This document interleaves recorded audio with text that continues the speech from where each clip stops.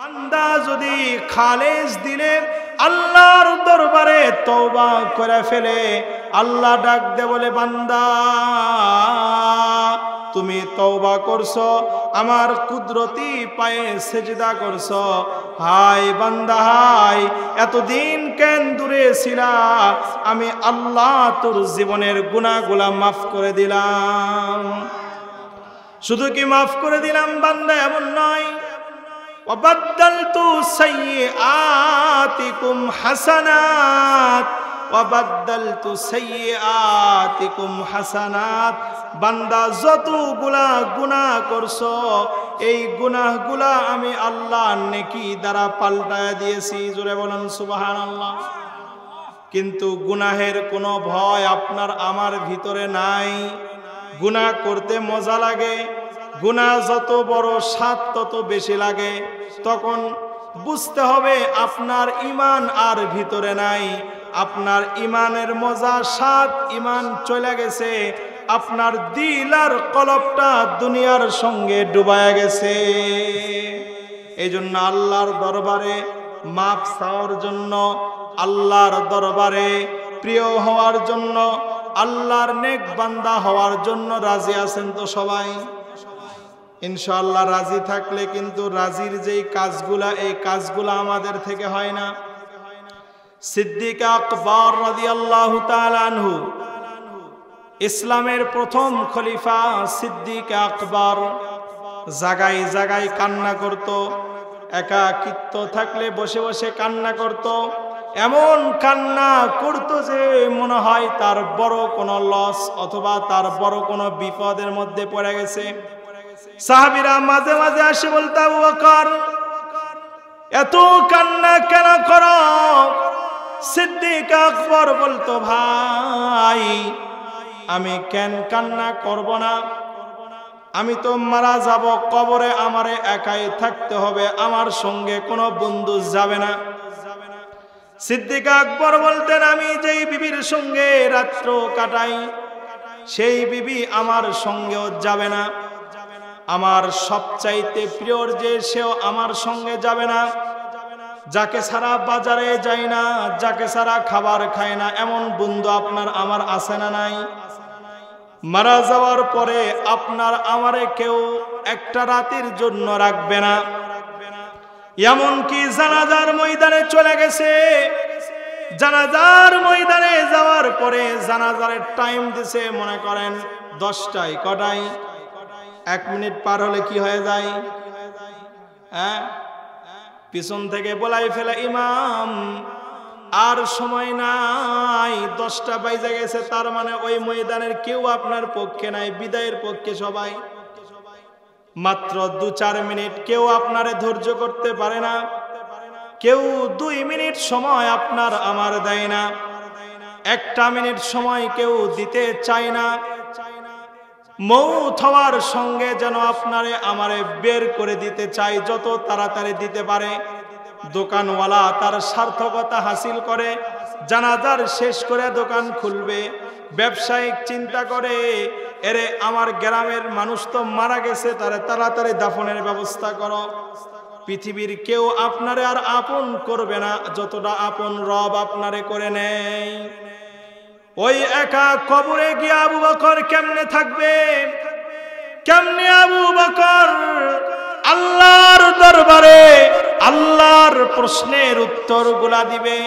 ফেরেশতা যখন বলবে, ইয়া আবু বকর বলো তো তোমার রবকে। আবু বকর এইটা কি বলতে পারবে? এই জন্য সাহাবাকে বলতো, সাহাবারে আমি কি এটা বলতে পারবো কবরের ভিতরে? এবার বলতো যে আমাকে যখন বলবে তোমার দিন কি, আমি কি এটা বলতে পারবো?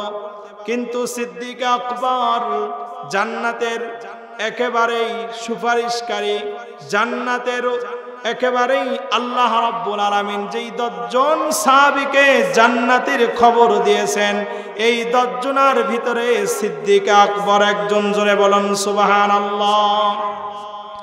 এমন সাহাবী যদি কবরের প্রশ্নের উত্তরের ভয় করে, যিনি মারা যাওয়া মাত্র জান্নাতে চলে যাবে, যিনি মারা যাওয়া মাত্র কবরে কোনো হিসাব হবে না। জোরে বলেন সুবহানাল্লাহ। সেই আবু বকর সিদ্দিক যদি কবরের ভয় করে, হারুঘাতির ভাইদের কাছে প্রশ্ন করতে চাই, আপনারা কি কেউ জান্নাতের সার্টিফিকেট দুনিয়াতে পেয়েছেন? কেন ভাই জাহান্নামের ভয় আসে না? কেন ভাই আল্লাহ তাআলার দ্বীনের পথে এখনো আসেন না? কেন মা বোনেরা তোমরা পর্দার জিন্দেগি গঠন করো না? কেন মহিলারা এখনো নামাজে আসে না? কেন পুরুষেরা মসজিদে যায় না? কারণ একজনের ভিতরেও আল্লাহর ভয়। জোরে বলেন আল্লাহর ভয়। হযরতে খাদিজাতুল কুবরা রাদিয়াল্লাহু তাআলা আনহা রাসূলের হাত ধরছেন একদিন। নবীজির হাত ধরা বলছে, মা তুমি লক্ষ্য করে শোনো, দেখো যেই খাদিজা তার নিজের সম্পদ ইসলামের জন্য ব্যয় করে দিয়েছেন, আল্লাহর নবীর হাত ধরে খাদিজা বলছে, ওগো আমার প্রিয় রাসূল। কখনো স্বামী বলে নাই, বারবার খাদিজাতুল কুবরা রাসূল বলে ডাক দিতেন, ইয়া রাসূলুল্লাহ, ইয়া হাবিবাল্লাহ, আপনি আমি মারা গেলে আপনি আমারে কেমনে কবরে রাখে আসবেন? আল্লাহর নবী বলতো, খাদিজা পেরেশানের ছাপ তোমার চেহারার ভিতরে কেন? আল্লাহর নবীর কাছে খাদিজা রাদিয়াল্লাহু তাআলা আনহা বলছেন, ইয়া রাসূলুল্লাহ, আমি মারা যাওয়ার পরে কিন্তু আমার সব কাফন আপনি দিলে হবে না। যারে যেমন কাফন দেন এমন কাফন কিন্তু আমি নিব না। আমি কিন্তু সবার মতো দাফন নিব না। সবাই দাফন করে চলে আসে, আমি কিন্তু এমন চাই না। কে বলতেছে এই কথা? মা বোনেরা লক্ষ্য করে শোনেন, খাদিজাতুল কুবরা রাদিয়াল্লাহু তাআলা আনহা আল্লাহর নবীর হাত ধরে বলতেছে, ইয়া রাসূলুল্লাহ, ওগো আমার প্রাণের নবী, বয়স তো আমার 60 বছর পার হয়ে গেছে, কখন আমার মৌত হবে? এই মৌতের সময় আপনি কিন্তু আমার পাশে বসে বসে আমাকে তালকিন দিবেন আর বলবেন, লা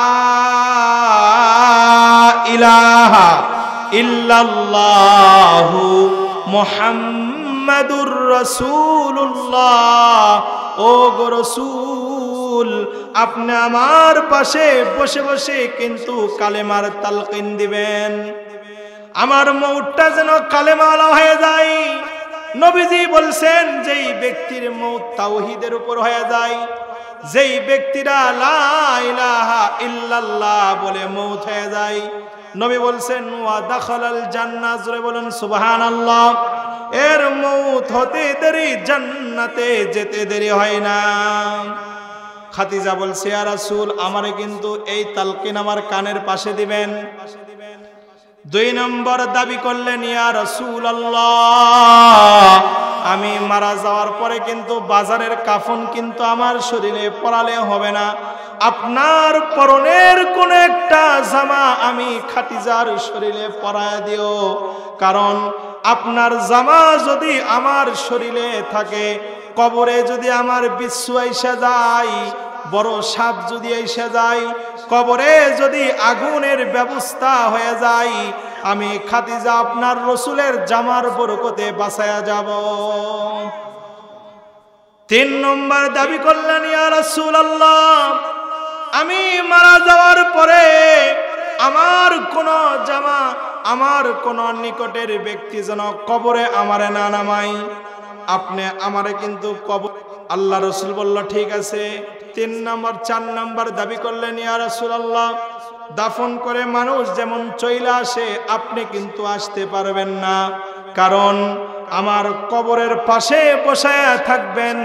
আমারে যখন সওয়াল করা হবে, প্রশ্ন করা হবে, আমি যদি ঠিকা যাই, ও গো রাসূল, আপনি কিন্তু আমারে শিখায়া দিবেন। জোরে বলুন সুবহানাল্লাহ। এই হারুগাতির মা বোনকে কোন আল্লাহর ওলির বিবি আছেন? কে আলিমের মা? আর কে বড় আবেদা সালেহা জানি না।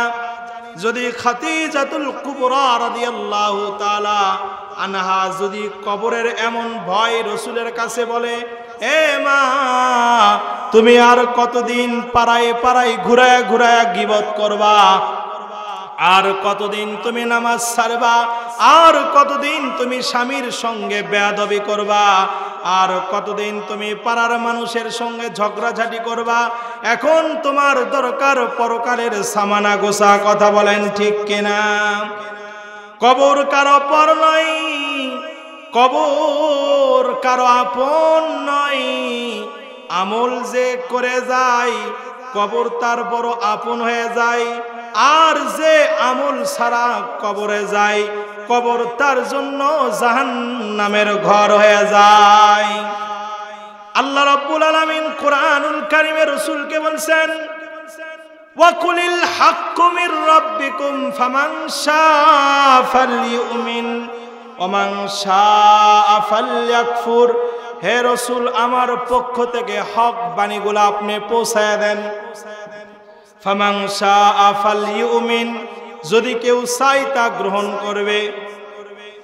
ওই কথা নবীর তো আর নাই, আছে কারা বলেন? ওলামা একরাম, আছে আপনাদের মসজিদের ইমাম, আছে মাদ্রাসার আলেমরা, আছে মাদ্রাসার শিক্ষকেরা, আছে তলাবা একরামেরা।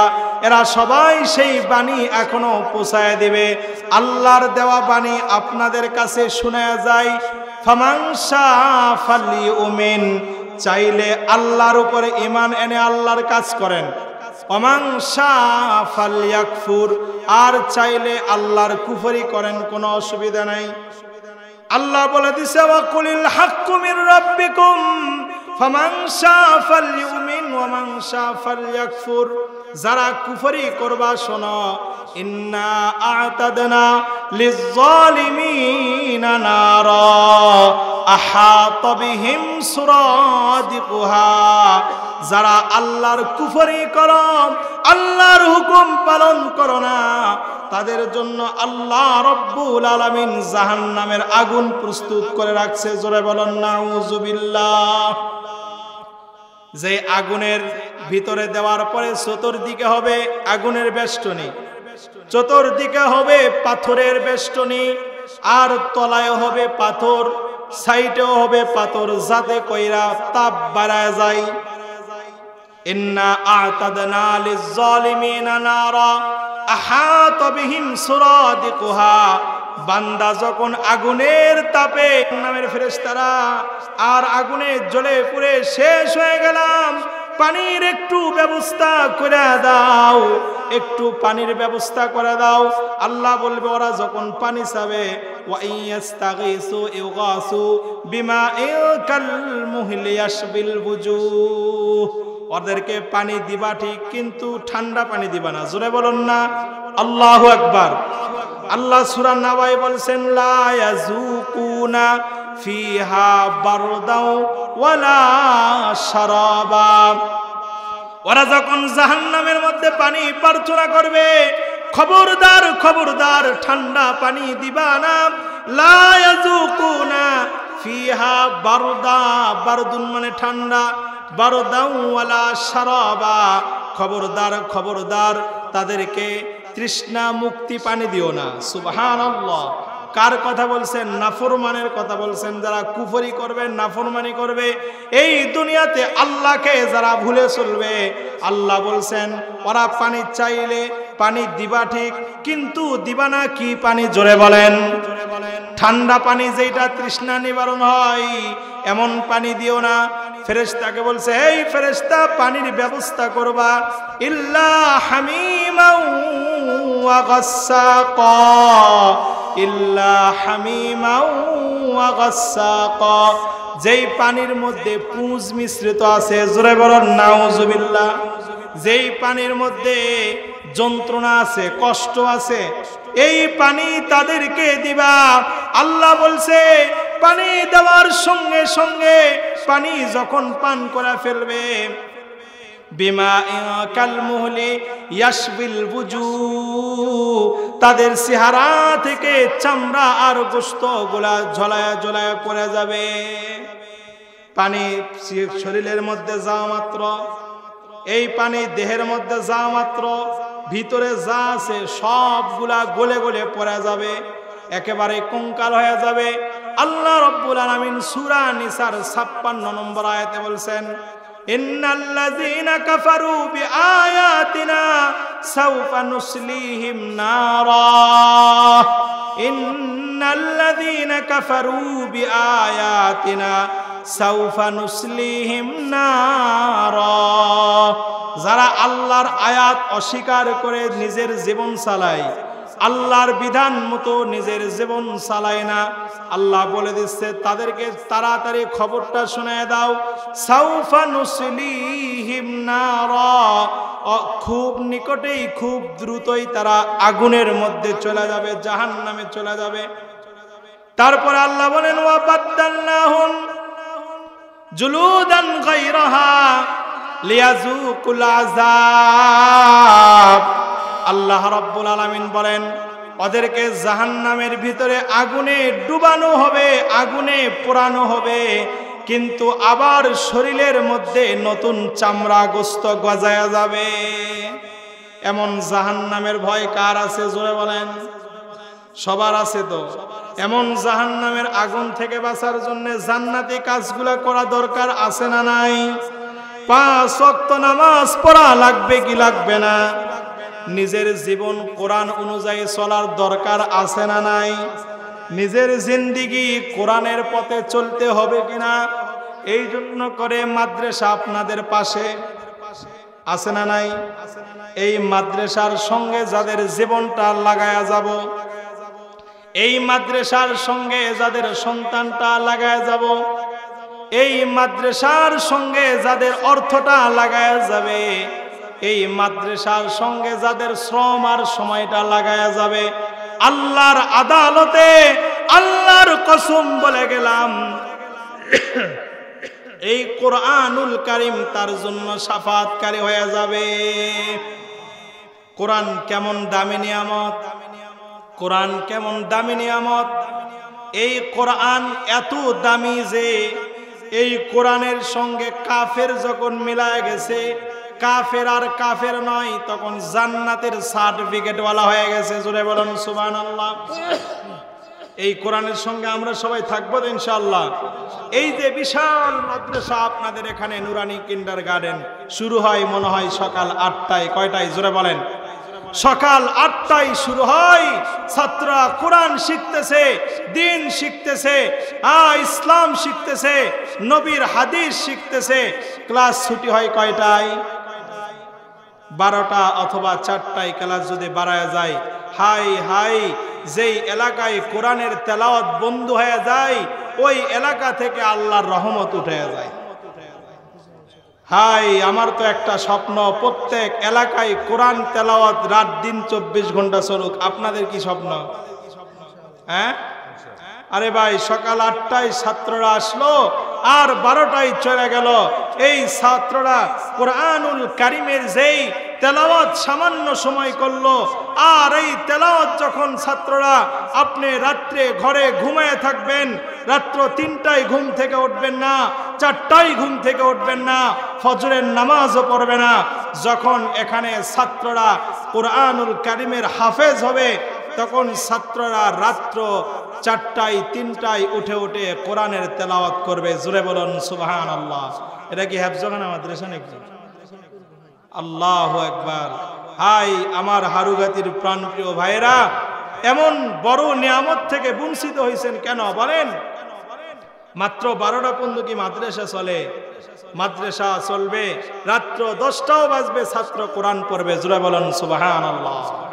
আফজালুজ যিকরি তিলাওয়াতুল কোরআন। কোরআনের পৃথিবীর যত জিকির আছে, সর্ব উত্তম জিকিরের নাম হলো কোরআনের তেলাওয়াত। জোরে বলুন সুবহানাল্লাহ। আপনি ঘুমাসতে পারেন ফজর পর্যন্ত, আপনি ঘুমাসতে পারেন বেলা 12টা, 8টা, 9টা পর্যন্ত, কিন্তু আপনি যে কোরআনের তেলাওয়াত চালু করে জারি করে দিয়েছেন, ওয়াল্লাহি এই তেলাওয়াত চলবে, ঘুমে থাকলেও নেকি যাবে, আর ঘুমে থাকলে যেই গুনাহ এটা তো এক সাইডে থাকবে। কথা বলেন না কা? এই জন্য এখানে হেফজুল মাদ্রাসা হোক, এখানে মাদ্রাসার ছাত্র রাত্র সারা রাত্র কোরআন পড়ুক, ফজরে কোরআন পড়ুক, ফজরের পরে পড়ুক। আপনারা যারা হেফজখানা মাদ্রাসায়, আমাদের এই যে চেয়ারম্যান সাহেবের মাদ্রাসা আছে, হেফজখানা মাদ্রাসা, ছাত্ররা কখন ওঠে?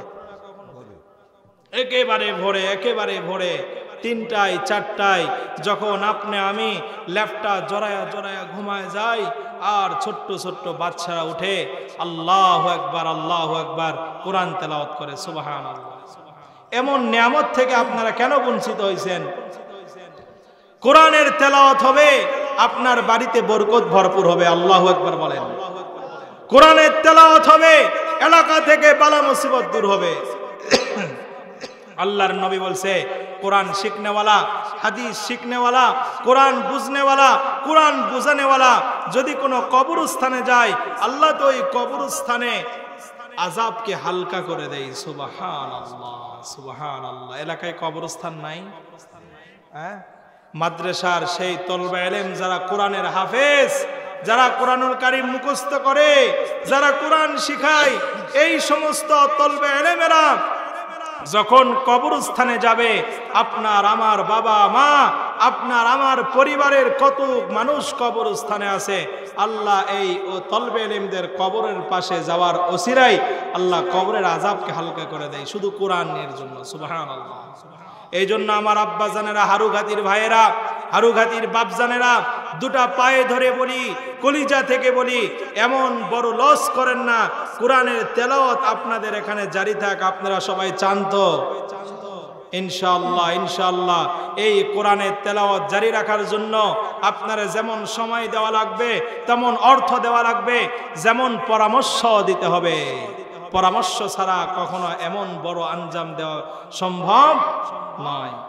এই যে পরামর্শ কি জিনিস, রাসূল আকরাম সাল্লাল্লাহু আলাইহি ওয়াসাল্লামের উপরে সুবিশাল একটা কিতাব অবতীর্ণ হয়েছেন, কোরআনুল কারীম। এই কোরআনে আল্লাহ তাআলা রাসূলকে বলে দিচ্ছেন, মান ইয়াশফা শাফাআতান হাসানাতান ইয়াকুল লাহু নাসীবুম মিনহা ওয়া মান ইয়াশফা শাফাআতান সাইয়্যাতান ইয়াকুল লাহু কিফলুম মিনহা।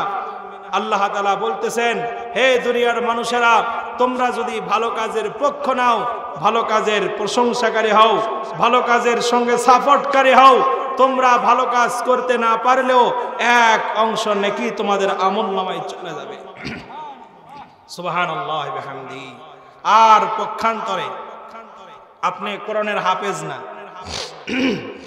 আপনি কোরআন মুখস্থ নাই, আপনি বৎসরে কিছু দিতে পারেন না, এই মাদ্রাসাটায় বৎসরে শুধু 100টা টাকা দিয়েছেন, আল্লাহ তাবারক তাআলা এই ছাত্রগুলা যত দিন কোরআন পড়বে, যত তেলাওয়াত করবে, এক অংশ নাকি আপনার আমলনামায় চলে যাবে। জোরে বলুন সুবহানাল্লাহ।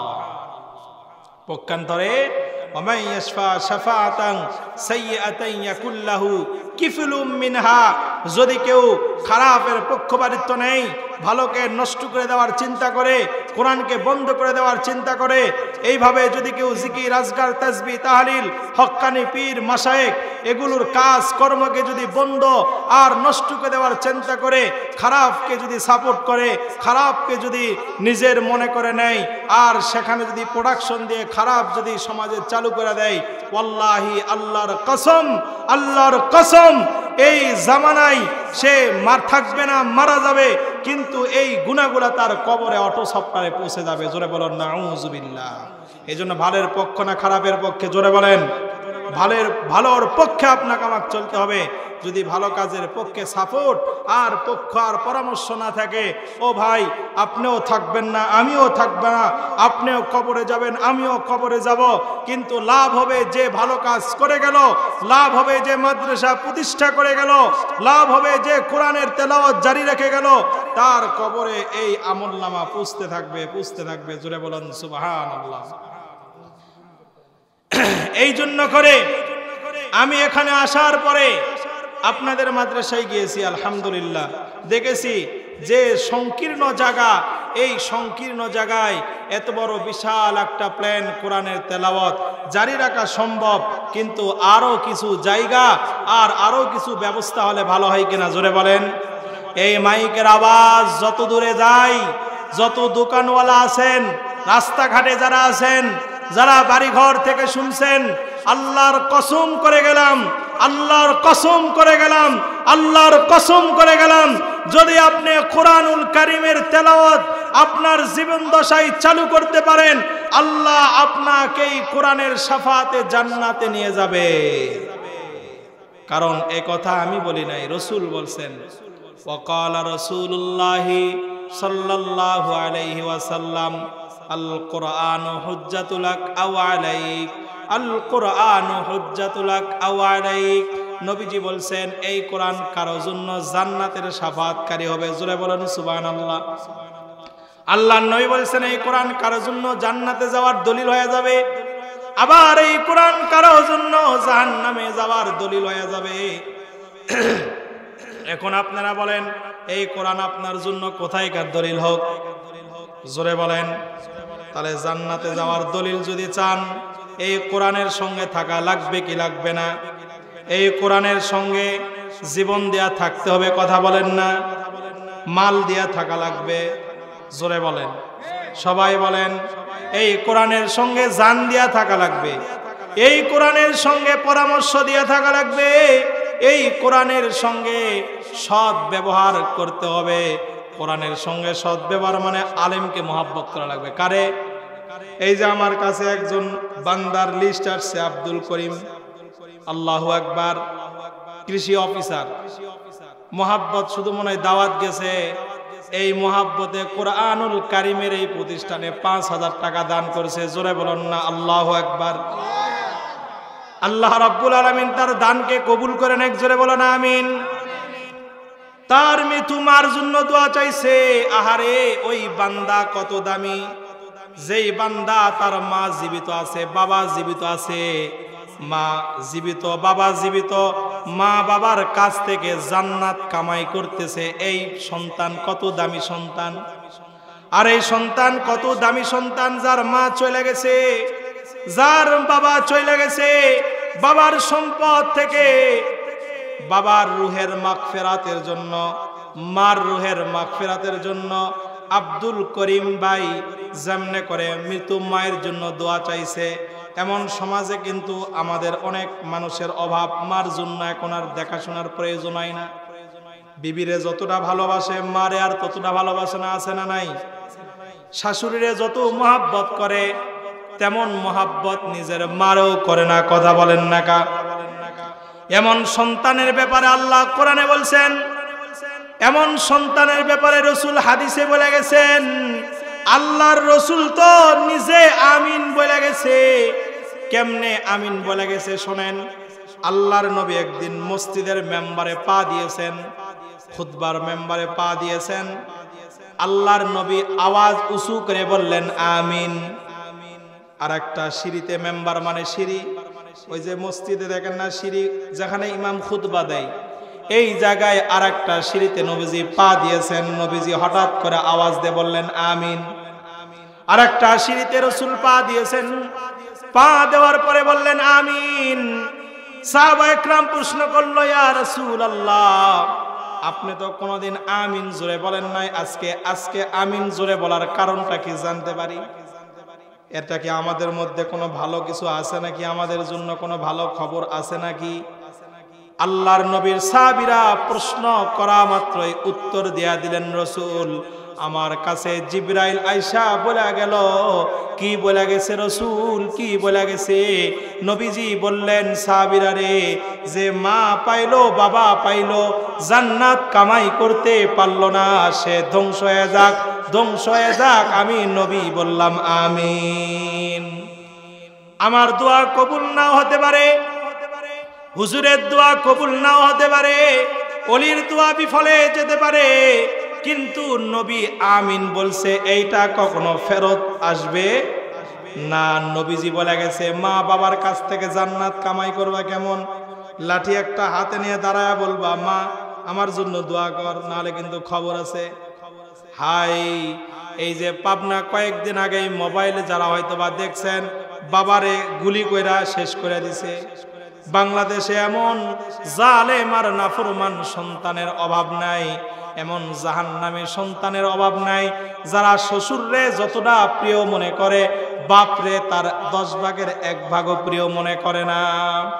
এই জন্য আমার আব্বা জানেরা, যাদের বাবা মা চলে গেছে, এ যুবকেরা, বাপ যাদের জীবিত আছে, মা যাদের জীবিত আছে, স্বার্থের টানে কখনো মারে কষ্ট দিও না, স্বার্থের টানে কখনো বাবারে কষ্ট দিও না, কারণ এদের উপরে তোমার জান্নাত নির্ভর। জোরে বলুন সুবহানাল্লাহ। এই জন্য করে ভালো সন্তান বানাইতে যদি চান, ডাকাত যদি বানাইতে না চান, চোর, জুয়াখোর, মদখোর, ডালখোর যদি বানাইতে না চান, তাহলে নুরানি মাদ্রাসার বিকল্প কিছু নাই। সুবহানাল্লাহ বলেন। হ্যাঁ হুজুর, তাহলে কি স্কুলে পড়াবো না? আরে কে মানা করছে স্কুলে পড়াইতে? ডাক্তারের যেমন দরকার, ইঞ্জিনিয়ারও তেমন দরকার, ইঞ্জিনিয়ারের যেমন দরকার, আবার বড় বড় বিজ্ঞানেরও তেমন দরকার। কথা বলেন না? যেমন ডাক্তারের সমাজে প্রয়োজন মনে করি, এই ঈমান আর রূহের চিকিৎসার জন্য একজন আলেমেরও দরকার। কবরের পাশে দাঁড়ায়া রব্বির হামহুমা কামা রব্বায়ানি সগীরা, এমন সন্তানের দরকার আছে না নাই? এমন সন্তান রাখে যান না, যেই সন্তান কবরের পাশ দিয়ে বিড়ি খাইতে খাইতে যাবে, সিগারেট খাইতে খাইতে যাবে, কিন্তু একবারও কবরে সালাম দেবে না, এমন সন্তান তৈরি করা যাবে? হাই, ওই বাবা তো ধন্য হয়ে গেছে, ওই বাবা তো দামি হয়ে গেছে, যেই বাবার সন্তান মারা যাওয়ার পরে জানাজারে দাঁড়ায়া যায়। সুবহানাল্লাহ। সন্তানকে ডাক্তার বানাইছে, সে তো ডাক্তারের অপারেশন থিয়েটারে ঢুকে মার কল রিসিভ করার সময় পায় না, দুনিয়াতেই তো পায় না, বাবার সঙ্গে কথা বলার সময় পায় না। বড় বিজ্ঞান, বিদেশে থাকে, যে দুনিয়ার খবর নেওয়ার সুযোগ পায় না, দুনিয়ার খবর নেওয়ার সুযোগ পায় না। কেমনে করে মৌতের পরে অপারেশন থিয়েটার থেকে কেমনে বলবে রব্বির হামহুমা কামা রব্বায়ানি সগীরা? কখনোই সম্ভব না। ও দোস্ত আহবাব, হারুগাতির বাপজানেরা, হে যুবকেরা, হে সন্তানের পিতারা, তোমাদেরকে মহাব্বতে বলে যাই, এই মাদ্রাসাতে কিয়ামত পর্যন্ত জারি থাক, এর জন্য করে নিজের জান মাল লাগুক দিব তো ইনশাআল্লাহ। আপনার সন্তানকে পড়ান, নুরানিতে পড়াইছেন, ডাক্তার হইছে, এই সন্তান কোনদিন দুর্নীতিবাজ ডাক্তার হবে? এই সন্তান কখনো মুসলিম ডাক্তার আছে? কি ডাক্তার আছে বলেন? মুসলমানের ঘরেই যে জন্ম নিলে মুসলিম ডাক্তার হয় এমন নয়। এমনও ব্যবসায়িক ডাক্তার আছে, কোম্পানির গোলামি করে, আছে না নাই? এমনও ডাক্তার আছে কোনো চিকিৎসার দেওয়ারই কথা নাই, যাওয়া মাত্র আগে 20 থেকে 25টা টেস্ট যেটা লাগবে, কারণ গোলাম হলো ক্লিনিকের। কিসের গোলাম? এমন ডাক্তারও আছে যাওয়া মাত্র গরিব মানুষ ভিজিট পর্যন্ত নেয় না। সুবহানাল্লাহ। এর দিকে তালাশ করে দেখেন, তার বাবাও ছিল ভালো মানুষ, তার সম্পর্ক কোনো না কোনো আল্লাহওয়ালার সঙ্গে আছে। একজন গরিব বড়তে বড় কোনো ডাক্তারের কাছে যাওয়ার সুযোগ পায় না, কারণ সন্তানকে তো সেই ডাক্তারি শিখাইতে পারে নাই আগে। এই জন্য করে বাবা, যার সন্তানকে ডাক্তার বানাবেন নিষেধ নাই, মাস্টার বানান নিষেধ নাই, কিন্তু কোরআনের তেলাওয়াতটা সিনার মধ্যে আগে ঢুকায় দেন। জোরে বলেন আমিন। সিনার মধ্যে কোরআনের আওয়াজটা ঢুকায় দেন, এই সিনার মধ্যে আল্লাহর কালামটা সেট করে দেন। এই সন্তান ডাক্তার হলেও, মাস্টার হলেও, বিজ্ঞান হলেও, চেয়ারম্যান মেম্বার হলেও, রাষ্ট্রনায়ক হলেও কোনোদিন দুর্নীতি করবে না। এমন অফিস আছে ফোন দিয়া বলে দেয়, হ্যালো, হ্যাঁ কাজটা কিন্তু হয়ে যাবে, টাকা কিন্তু এত লাগবে, আছে না এমন অফিসার? এমন অফিসারও আছে, লোক পাঠায় দিয়ে যাও, কাজ হয়ে যাবে, একটা বান্ডিল লয়ে আসো। আবার এমনও অফিসার এই দেশে আছে, টাকা আসা মাত্র বলে আলহামদুলিল্লাহ, সরকার আমারে যেই বেতন দেয় এটাই দেয়া আমি চলতে পারবো ইনশাআল্লাহ, কিন্তু হারাম টাকা আমার পকেটে ঢুকবে না। জোরে বলুন সুবহানাল্লাহ। এমন অফিসার আছে না? এমন অফিসার আছে ঘুষের টাকা ফিরায় দেয়, আবার এমন অফিসার আছে ডাকায়া ডাকায়া নিয়ে নেয়, জুলুম করে নেয়া নেয়, মিথ্যা কাগজ বানায়া নেয়া নেয়, মিথ্যা সাক্ষী বানায়া নেয়া নেয়। কাগজ ঠিক, মূর্খ মানুষ, টাকা আছে কিন্তু বলে তোমার এই কাগজ এত ভেজাল, এত সমস্যা, এটা একেবারে হাই লেভেল পর্যন্ত যাওয়া লাগবে। আছে না নাই? বলেন তো এই ব্যক্তিগুলা কখনোই জানে না নিজের ভিতরের সমস্যা হয়ে গেছে। আরে ভাই, আমি আপনাদেরকে একটা কথা বলি শোনেন।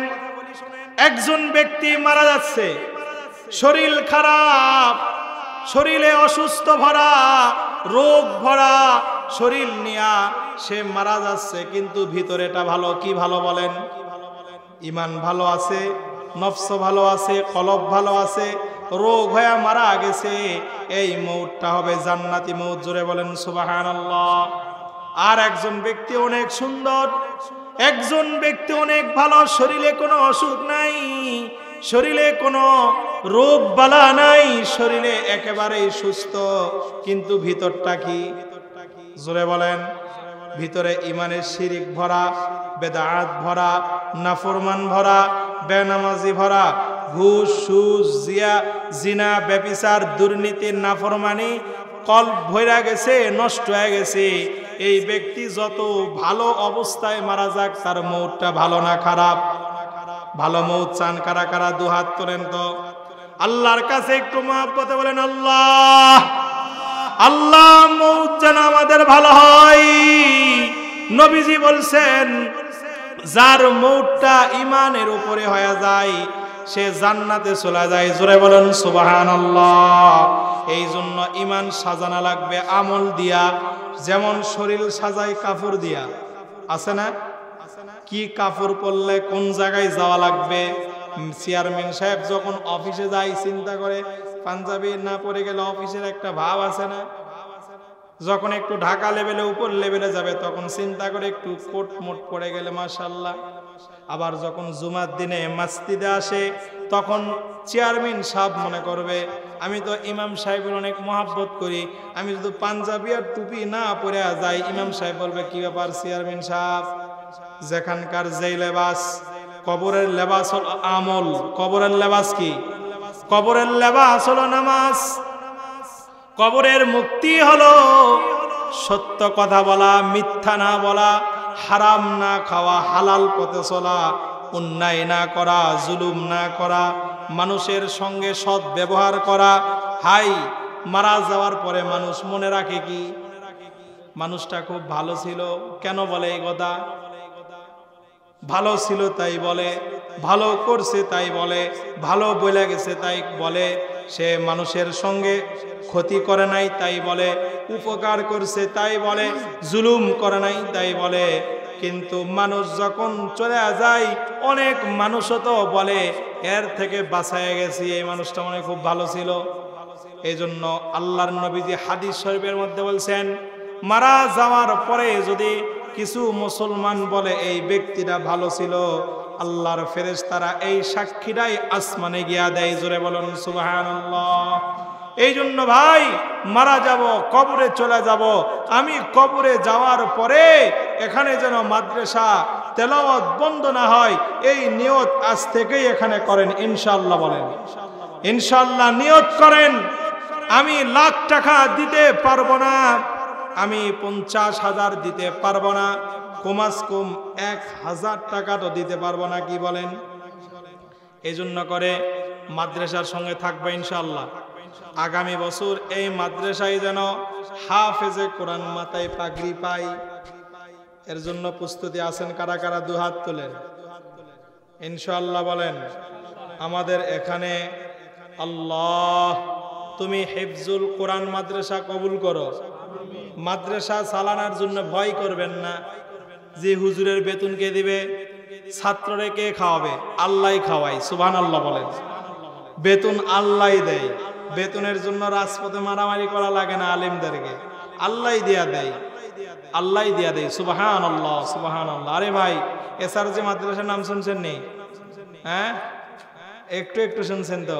ওই মাদ্রাসারই হুজুর, আমি ওখানেই খেদমত করি তো আলহামদুলিল্লাহ। হ্যাঁ ওই মাদ্রাসায় যখন আমি নতুন আসছি আমার বেতন দেওয়াটাই কষ্ট ছিল। আর এখন তো আল্লাহ তাআলা 8টা শিক্ষক দিয়েছেন, আলহামদুলিল্লাহ বলেন। প্রতি মাসে 80 থেকে 90 হাজার টাকা খরচ, সরকার 1000 টাকাও কোনো মাসে দেয় না। মেম্বার সাহেবেরা, চেয়ারম্যান সাহেবেরা, এমপি সাহেবেরা যদি জালসায় আসে, হ্যাঁ মাঝে মাঝে বলে যায় ইনশাল্লাহ দিয়া তুমি একটু, নাকি বলেন? এই ছাড়া আমাদের এই দেশের কোন এমপি, মন্ত্রী, মিনিস্টার একেবারে 50 বছর হয়ে গেছে, একবারে অর্ধ শত বছর হয়ে গেছে, সবই ব্যবস্থা হয়, মসজিদ আর মাদ্রাসার ব্যবস্থা হয় না। কথা বলেন না কা? চেয়ারম্যান আছে, হ্যাঁ মনে করেন না যে বলবো না। এই জন্য চেয়ারম্যান থেকে শুরু করে ঊর্ধ্ব লেভেল পর্যন্ত যেমন স্কুল, কলেজ, ইউনিভার্সিটির বিল্ডিং দেওয়া হচ্ছে, যেমন মন্দির বানায় দেওয়া হচ্ছে, যেমন মডেল মসজিদ বানায় দেওয়া হচ্ছে। আরে ভাই, মসজিদ যারা চালাবে তাদেরকে যদি বানাইতে না পারেন, মসজিদ আর বানায় লাভ কি? জোরে বলেন না কে? হ্যাঁ, স্কুলের কারেন্ট বিল সরকার দেয়, অফিসের কারেন্ট বিল সরকার দেয়, হ্যাঁ সচিবালয়ের কারেন্ট বিল সরকার দেয়, সব কিছু সরকার বহন করে, কিন্তু মসজিদের একটা মুয়াজ্জিনের বেতন পর্যন্ত সরকারের আকলে ধরে না। কথা বলেন না কা? না মেম্বার, না চেয়ারম্যান, না এমপি, না মন্ত্রী কোনোদিনই এমন দেখা গেল না যে একেবারে সংসদে বসে বলল যে মাননীয় স্পিকার, আপনাদের কাছে একটা দাবি জানাই। বলে কি দাবি? আমাদের দেশে হাজার হাজার মাদ্রাসা আছে, আমাদের দেশে হাজার হাজার ইমাম আছে, এদের বেতন করেন। বেতন দেয় জনগণ। জোরে বলেন আল্লাহু আকবার। স্কুল কলেজের টিচারের বেতন কারা দেয়? আপনার ট্যাক্সের টাকা। বাংলাদেশে কম বেশি 2 কোটি আলিম আছে। জোরে বলেন আল্লাহু আকবার। এই 2 কোটি আলেমের ট্যাক্সের টাকা স্কুলের বেতন যদি হয়, 2 কোটি আলেমের ট্যাক্সের টাকায় যদি ভার্সিটির ভিসির বেতন যদি 1 লক্ষ টাকা হয়, যদি সচিবালয়ে বসে এসির ভিতরে বসে বসে যদি আপনাদের বেতন হয়, আবার আপনাদের বেতন বাড়িয়ে নেওয়ার জন্য যদি রাজপথে মারামারি, হামলা ধামলা করা হয়, তাহলে এই মাদ্রাসার উস্তাদ গুলাকে নিয়ে আপনারা কেন চিন্তা করেন না? আগামী দিনে আলিমদেরকে নিয়ে চিন্তা না করলে এদেশের মানুষ আপনাদেরকে নিয়ে কিছু কিছু ভাবনা করতেছে। কথা হয় না? ভয় করলেন নাকি? আমাদের দাবি জানালাম ভাই, আমাদের দাবি জানালাম। আমরা চাই না সরকার আমাদের বেতন দেখ, আমরা চাই না সরকার আমাদেরকে সব কিছু দেখ, আমরা চাই এদেশের মানুষ সব আল্লাহওয়ালা হয়ে যায়। আমরা চাই অল্প বেতনে চাকরি করি, অল্প টাকায় ইমামতি করি, অল্প টাকায় মসজিদে 5 ওয়াক্ত আজান দেই, অল্প টাকায় মাদ্রাসা চালাই। আমরা যদি চাইতাম গার্মেন্টসে গিয়েও লাখ টাকা ইনকাম করতে পারতাম, কিন্তু তা না করে আপনাদের মাদ্রাসার শিক্ষক, আপনাদের মসজিদের ইমাম আর মুয়াজ্জিন সামান্য টাকা বেতনে আল্লাহর শুকরিয়া আদায় করে তাহাজ্জুদ আর 5 ওয়াক্ত নামাজের পরে পরে দোয়া করে, আল্লাহ এই মসজিদ আর মাদ্রাসায় যারা দান করে, আল্লাহ তুমি সবাইকে মাফ করে দাও, এই কবরবাসীদের যারা কবরে গেছে তাদেরকে মাফ করে দাও। এই দোয়াটাই আমরা করি ভাই। এর চাইতে বেশি আপনাদের উপরে আমাদের কোনো আশা ভরসা নাই। আমাদের একই আশা, হুজুরের আশা মানুষ আল্লাহওয়ালা হয়ে যাক। কথা বলেন ঠিক কিনা? এই মসজিদের ইমামের আশা মানুষ আল্লাহওয়ালা হয়ে যাক, আল্লাহ আল্লাহ রাসূলকে চেনুক। আমরা কখনো এই আশা করি না যে আপনারা এই এলাকার যারা আছেন সবাই ইমামকে 2 বিঘা মাটি লেখায় দেন, এটা কোনো ইমাম চায় না। যা দেন আলহামদুলিল্লাহ, এ নিয়ে মসজিদ চালাই। এজন্য চেয়ারম্যান সাহেব আছে, আগামীর দিনে যেন পার্লামেন্টে আলিমদেরকে নিয়ে কোনো চিন্তা করা হয়। কথা বলেন ঠিক কিনা? যত মন্ত্রী, এমপি, মিনিস্টার এই দেশে আসবে, আলিম ওলামাদের পরামর্শ নিয়ে এদেশ মুসলিম দেশ, এদেশ কোরআনের দেশ, এদেশ শাহজালাল রহমতুল্লাহ আলাইহির দেশ, এদেশ শাহ মখদুম রহমতুল্লাহ আলাইহির দেশ, এদেশ শাহ খানজাহান আলী রহমতুল্লাহ আলাইহির দেশ, এদেশ শাহ সুলতান রহমতুল্লাহ আলাইহির দেশ, এদেশ হলো ওলি আউলিয়াদের দেশ, এদেশ ওলামায়ে কেরাম আর কোরআনের হাফেজের দেশ। এদেশকে নিয়ে যদি আলেম আর ওলামা, মসজিদ আর মাদ্রাসা, তলাবা আর আলেমদেরকে নিয়ে যদি কোনো চিন্তা আর ফিকির করা না হয়, তাহলে এই দেশে কখনোই ইনসাফ কায়েম হবে। এই জন্য আমার অত্র এলাকার বাপজানেরা, যুবকেরা, এখানে হেফজ মাদ্রাসা হবে, আপনারা চান তো? আগামীকালকে আবার বলবেন হুজুরেরা মনে হয় হুজুরে শিখাই দিয়েছে। আরে ভাই, শিখে দেওয়া লাগবে না, যে যে ডাক্তার ওই চিকিৎসাই তার মধ্যে আছে। আমি ডাক্তারি করি মাদ্রাসায়, আমার চিন্তায় প্রত্যেক পাড়ায় পাড়ায় মাদ্রাসা হয়, কমাস কম ওই গ্রামের মানুষগুলা কোরআন শিখবে নাকি গান? আপনি শিখতে পারেন নাই, আপনার সন্তানকে শেখাতে হবে ইনশাআল্লাহ বলেন। আপনি শিখতে পারেন নাই, আপনার নাতিকে শিখাইতে হবে। আপনি শিখতে পারেন নাই, আপনার পাশের বাড়ির ওই ছেলেকে আপনাকে পরামর্শ দিতে হবে, যাও তুমি ওখানে গিয়া কোরআন শিখো। আল্লাহ আমাদেরকে কবুল করেন। আল্লাহ এই হারুগাতি সাউতুল কোরআন মাদ্রাসাকে একেবারে সারা দেশে পরিচিত করে দেখা, আমিন। আল্লাহ এই সময় পর্যন্ত যে সমস্ত মা বোনেরা আমার সামনে যেই দরদি ভাইয়েরা এত সময় দিয়ে আপনারা কোরআনের কথাগুলা শুনলেন, ইনশাআল্লাহ ইনশাআল্লাহ নিয়ত যদি সহি আর ইখলাস ওয়ালা হয়, আল্লাহ আপনাদের আমলনামায় ভরপুর নেকি দান করছেন ইনশাআল্লাহ। আল্লাহ আমাদেরকে মাফ করে দেন। এবং শুধু তো আমরা ইনশাআল্লাহ বলে যাচ্ছি, হাত উঠে গেলাম, কিন্তু দেখব দিলটা তৈরি হয়েছে কার? ওয়াজে আদায় করব না, কালেকশন করব না, কিন্তু কয়েকটা দাবি আপনাদের কাছে আমার থাকবে। মাদ্রাসার ছাত্র কোরআন পড়ে, মাদ্রাসার ছাত্র কোরআন পড়ে, মাদ্রাসার ছাত্র হাদিস পড়ে, মাসআলা শিখে, কবর জিয়ারতের দোয়া শিখে। আমার আব্বাজানেরা এমন মোহাব্বতের যদি কেউ থাকেন, এই হারুগাতি সাউতুল কোরআন মাদ্রাসায় একটা ফ্যান দিবেন। দাম বেশি নয়, মাত্র 3 থেকে 2900 টাকা, 3000 থেকে 2900 টাকা দাম। এমন একটা ফ্যান কোন আল্লাহর বান্দা আছে? একটু জোরে হাত তুলে একটু দেখান তো ইনশাআল্লাহ। একটা ফ্যান কে দিবেন? 1 মাস পরে এখন